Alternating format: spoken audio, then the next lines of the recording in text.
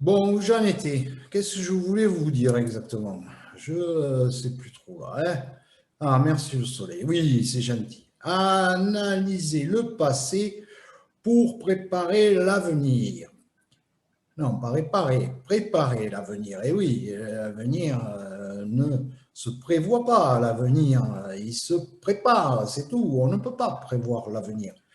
On ne doit pas prévoir l'avenir et encore moins le réparer. Alors j'espère que Morty et Bébert, avec leur DeLorean, ils ne se sont pas allés se promener dans l'avenir et qui nous ont pas ou qui vous ont pas donné des indices sur ce qui va se passer, parce que ça, c'est pas du tout ce que je leur ai conseillé, hein. Donc on n'a pas le droit de tirer bénéfice de ce qu'on a pu apprendre sur l'avenir. Et ça pourrait nous entraîner d'autres dégâts. Parce que l'avenir, maintenant, c'est demain. Eh oui, c'est demain l'avenir, hein. Donc, il faut continuer tout ce qu'on a déjà entrepris et pour essayer d'être performant demain, hein. Et demain, on va regarder notre événement. Notre événement, alors bon, comme vous le savez, l'événement, ça pourrait être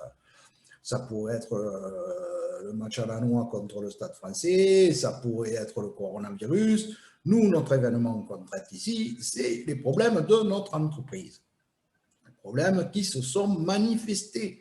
Et donc, effectivement, l'événement, on sait, parce qu'on l'a déjà regardé, on l'a déjà étudié, c'est qu'il a des conséquences. Et les conséquences, eh bien, c'est des conséquences essentiellement sur les ventes. Et oui, parce que cet événement, on se rend compte qu'il n'y a plus de réparation à faire dans cette entreprise.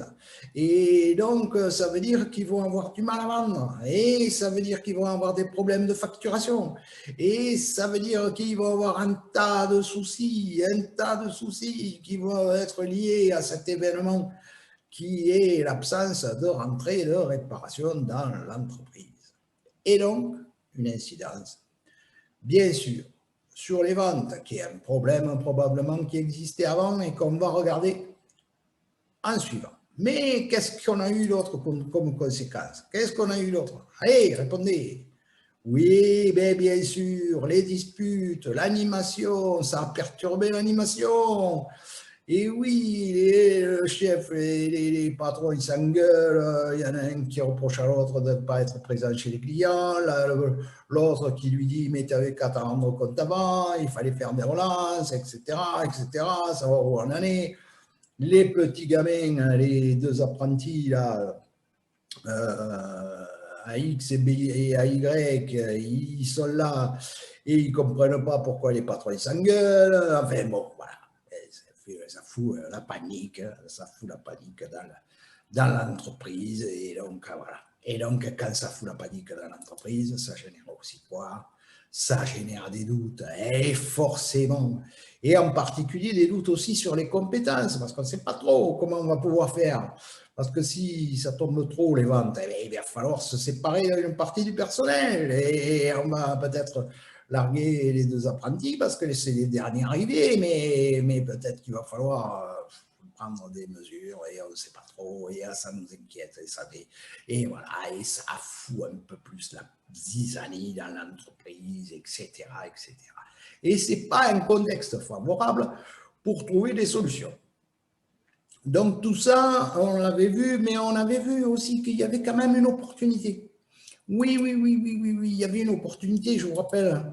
Voilà, vous allez me la marquer, c'était l'innovation, l'opportunité de l'innovation. Ça, c'était un truc intéressant, puisque nos amis, bien avant d'avoir créé leur entreprise, hein, il y a 7 ans, là, ils avaient déjà des trucs en commun, et des trucs qui les liaient, puisque c'était des plongeurs invétérés, et que ça leur plaît, la plongée sous-marine, etc.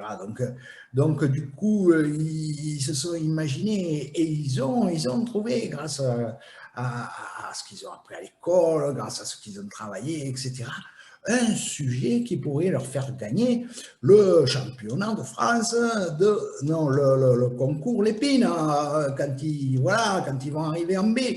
Et ce sujet, il faut continuer à le développer. Et peut-être que ce sujet pourrait nous permettre ou leur permettre d'avoir des subventions. Et s'ils avaient des subventions, ça leur permettrait peut-être de compenser les problèmes de manque de facturation. Et ça pourrait peut-être être une solution pour l'entreprise. Et puis si jamais ils arrivent à sortir des produits, eh bien, ils vont être un peu plus indépendants des clients qui leur font faire des réparations.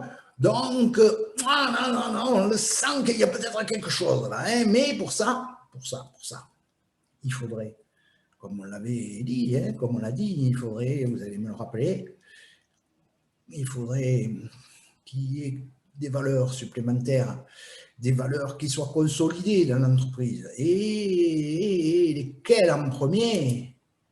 Lesquelles en premier? Oui, la confiance et la franchise. Et la confiance, c'est important, mais ça ne s'invente pas la confiance. Hein. Tu l'as ou tu n'as pas la confiance. Hein. Et puis chacun va la trouver à son rythme. Et voilà, c'est le processus d'acceptation, etc. Quand il y a un choc, etc. Voilà, on ne remonte pas tout le monde au même niveau de confiance en même temps. Donc, ceux qui n'ont pas la confiance, ce n'est même pas la peine de les mettre sur les bancs des remplaçants. Et il faut les laisser en tribune. On ne les met pas sur le terrain, on ne les met pas sur les bancs des remplaçants. Ceux qui n'ont pas la confiance, à dégager. Par contre, ceux qui ont la confiance, c'est sur eux qu'il faut s'appuyer, avec leur qualité, avec leurs propres instruments, avec leurs moyens. Et il faut peut-être changer un petit peu les plans, mais s'adapter et garder ceux qui sont dans la confiance. C'est avec eux qu'on va pouvoir remonter la pente. Et c'est avec eux qu'on va pouvoir aller vers le premier objectif, en direction du premier objectif. Et là, le premier objectif, c'est quoi? C'est le championnat de France? Non, ce n'est pas le championnat de France du top 14, c'est quoi déjà? C'est le concours Lépine et essayer de développer l'entreprise et d'embaucher. Et oui, c'est ça. Mais pour ça, il faut la franchise aussi. Parce qu'on n'a pas la confiance sans la franchise. C'est pas possible. Si les patrons ils racontent n'importe quoi et que les autres ils se rendent compte qu'un jour c'est blanc, un jour c'est noir, et qu'on leur dit ouais, tu vas voir, on va faire ça, et puis qu'on ne fait jamais rien, et bien forcément, au bout d'un moment, les petits jeunes qui sont là pour assurer le truc, et bien ils vont se rendre compte que ça ne va pas.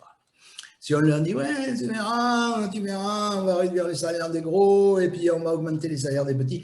Et si ça ne se fait pas, eh ben, forcément, ça ne va pas passer. Et au bout d'un moment, on remplit les promesses. Et voilà, et tout ça, ça ne va pas. Donc, il faut arriver à trouver la confiance entre tout le monde et la franchise parce qu'il faut se parler. Et il faut se dire la vérité. Et il vaut mieux rien dire plutôt que de dire des conneries. Et voilà. Et donc, il vaut mieux parler vrai. Sentir que quand la personne en face, si elle te dit quelque chose, elle pense vraiment. Elle peut se tromper, ça c'est possible. Mais qu'elle est sincère, ça c'est important. Et ça, mes petits gars BX et BY, comme on va aller analyser les problèmes, je vais vous demander de faire l'exercice en ce sens.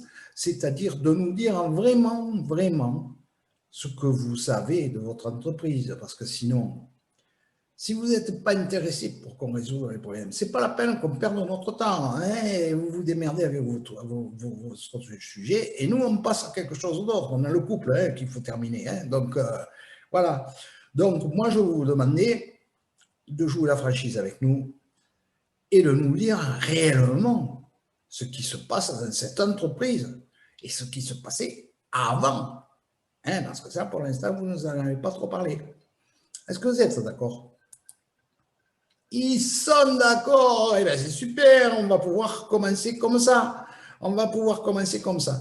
Et avec notre équipe, avec les experts là, et les internationaux, on va essayer de regarder, non seulement de vous aider pour la partie d'après, mais aussi on va essayer d'analyser un peu mieux les problèmes et trouver des solutions qui soient durables, hein, qu'on viendra injecter dans votre stratégie de relance de l'entreprise, mais des problèmes qui seront qui seront résolus durablement. Donc, pour moi, il me semble que le premier souci qu'on a vu, c'était quand même un souci sur les ventes. Donc, expliquez-moi un peu ce qui s'est passé entre le moment où vous avez démarré l'entreprise et aujourd'hui, et qui pose problème